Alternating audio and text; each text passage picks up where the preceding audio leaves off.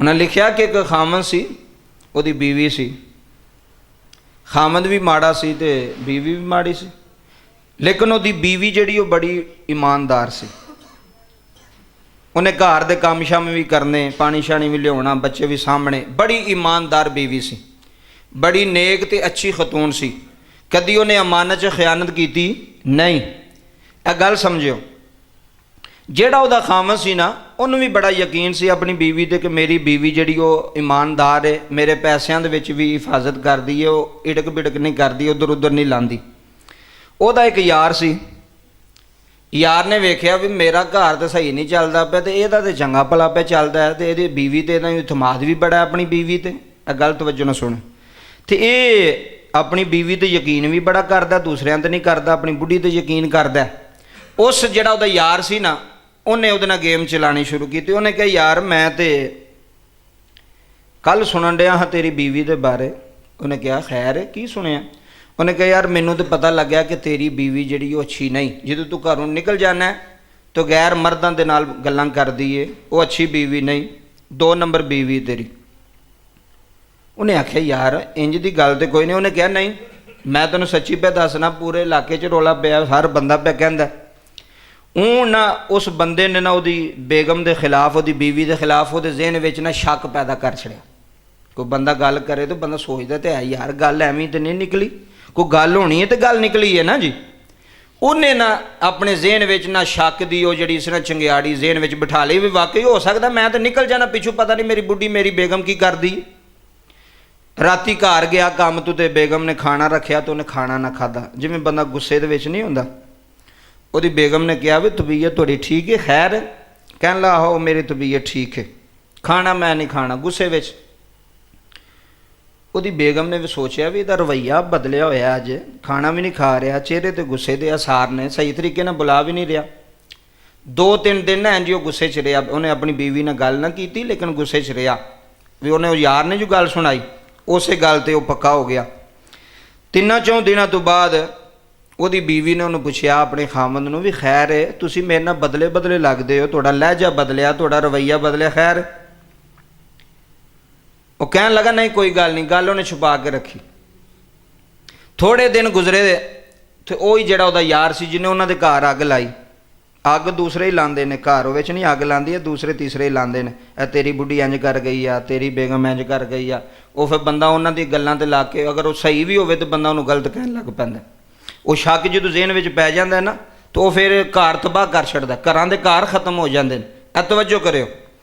उन्हें ना सोने की एक थैली ना अपने यार नूं रखी भी आ, तू अपने घर रख लै, चंद दिनों तो बाद मैं तेरे को ले लाँगा। उन्हें अपनी बीवी नूं फड़ाई भी अलमारी च रख लै। बीवी ने उंजी फड़ी तो वो ज़हन में ही नहीं सी, वो तो ईमानदार सी, नेक औरत सी, उन्हें अलमारी च रख लई। वही जिहड़ा बंदा शक पैदा करने वाला उन्हें मौका पा के अलमारी चो जिहड़ी सी ना सोने की थैली चोरी करवा दी। थोड़े दिनों तो बाद आया, उन्हें आके अपने यार नूं कहा भी जिहड़ी मैं अमानत रखी सी दिओ मैनूं। उन्हें अपनी बीवी नूं कहा भी दे इहनूं। बीवी जी जो अलमारी खोली तो विच चीज़ ही कोई नहीं सी। खामद ने पूछा भी कित्थे गई है? उन्हें कहा मैनूं भी नहीं पता, मैं तो इत्थे रखी सी। उहदे यार ने कहा मैं तैनूं कहा सी ना भी आ तेरी औरत जिहड़ी ईमानदार नहीं है, वेख लै तेरे सामने सारा रिजल्ट आ गया। और पक्का हो गया इस गल तो पक्का हो गया। उन्हें अपनी बीवी नूं कहा कि मैं तैनूं रखना नहीं, मेरी नज़रों तो दूर हो जा, मेरा तेरा रिश्ता कोई नहीं, निकल जा, मैं तेरे नाल नाराज़ हाँ। वाकई जिहड़ी उन्हें गल की थी उस गल ते निकली। एक शक की बिना ते वेखो कित्थे निज़ाम चला। बीवी ने उन्हें घरों कढ़ छड़िया। बीवी ने जाके एक कच्ची जकुली च डेरा ला लिया, नमाज पढ़नी, बच्चियां नूं सबक पढ़ाना। उहदे ते ज़हनो गमान विच भी नहीं सी कि मेरा खामद मेरे इन्ने खिलाफ हो जाएगा, भड़काण वाले इन्ना खिलाफ कर देणगे मेरे। अच्छा जी, वो नेक औरत सी, उन्हें उत्थे जाके भी नमाज नहीं छड्डी, दुआ मंगती रही कि या अल्लाह तैनूं पता है मैं बेईमान नहीं, मैं सच्ची हाँ, तो तू मेरा फैसला करना है। अगर मेरे खामद नूं ना खिलाफ कर छड़िया मेरे तो तू मेरा फैसला करना। नेक सी, दुआ करती रही। वो जिहड़ा बंदा सी ना जिन्हें उहदे घर अग लाई सी, शक पैदा किया सी उहदे, वो बीमार हो गया, मरगे बिस्तर ते पै गया, आखिरी वेला बड़ा सख्त बीमार। उन्हें कहा यार मेरे यार नूं बुलाओ, उहदे नाल मैं एक गल करनी। वो जो आया ना उन्हें कहा यार गल सुन, मैं बड़ा शर्मिंदा वां ते अपने गुनाह ते बड़ा नादिम हां। उन्हें कहा होया की है? उन्हें कहा तेरी बीवी नेक सी। मैं सारी शरारत की थी, मेरा ही गुनाह है, मैं ही तेरे ज़हन में शक पैदा किया भी तेरी औरत ठीक नहीं, गैर मर्दां नाल गल्लां करदी है, ते मैं ही वो थैली जिहड़ी सोने की चुकी सी ते तेरी औरत ते तोहमत लाई ते उहदे ते इल्ज़ाम लाया। तेरी बीवी अच्छी है, नेक है, उहदे विच कोई ऐसा काम नहीं, मेरी वजह तो होया है, ते मैं मरन तो पहला चाहना कि जिहड़ा मैं गुनाह कर लिया मैं उहदा अज़ाला कर ला, माफ़ी मंग ला। उन्हें कहा बदबख्ता तू किड्डा वड्डा जुर्म कीता है, किड्डा वड्डा गुनाह कीता है।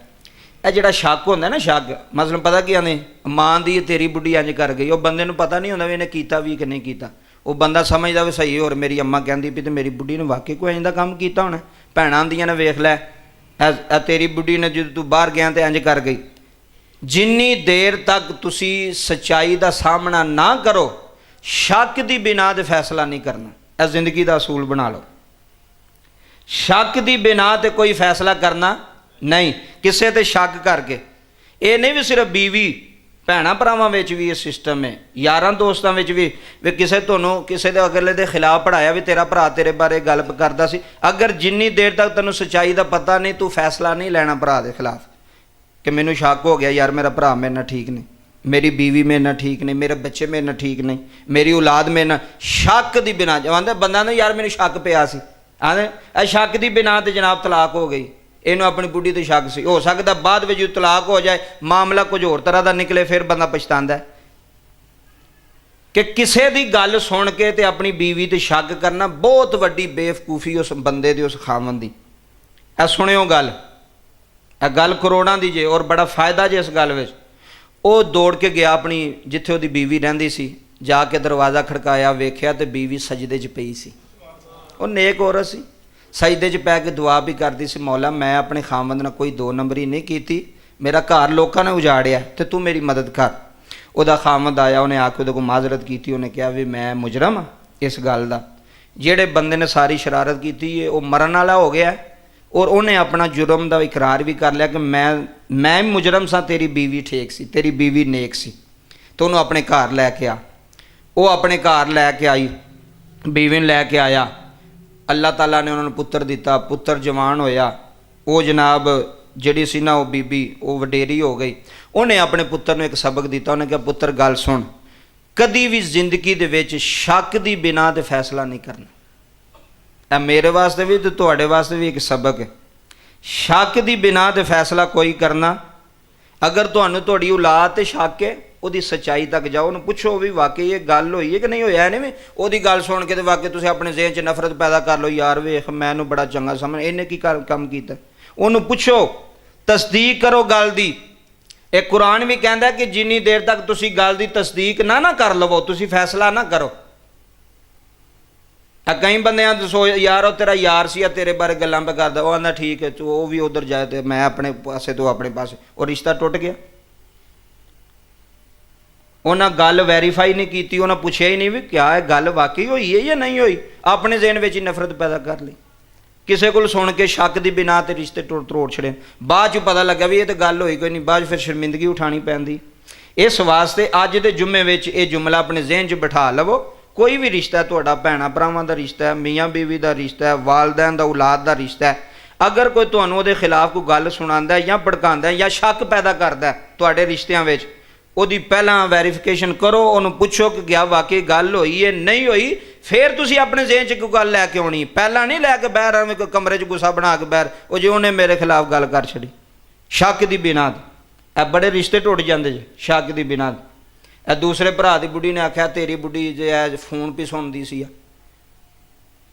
हुण की पता किहदा फोन भी सुनती सी, कह तो छड़िया भी वो फोन भी सुनती, हो सकता भैन का फोन सुनती होए भी, हो सकता भरा का सुनती होए पई, या किसी महरम रिश्ते का फोन भी सुनती होए। मैं वेख्या सी सारा सारा दिन फोन नूं लगी रहिंदी, तैनूं ये पता भी फोन किहदे नाल लगी रहिंदी, किहदे नाल गल भी करदी है, तैनूं पता है। वो बंदे दे ज़हन च ख्याल होना यार वाकई पता नहीं मैं तो घर नहीं हुंदा, ये वाकई होरे फोन ते लगी रहिंदी, पता नहीं की करदी ते की नहीं करदी। ऐ हुंदा शक, शक पैदा करना, अगले दा घर उजाड़ना, अगले दी जिंदगी तबाह करना, वे आप ही खुश रहना तो अगले नूं बर्बाद कर छड्डना। चलो तुसीं हुण रोंदे फिरो।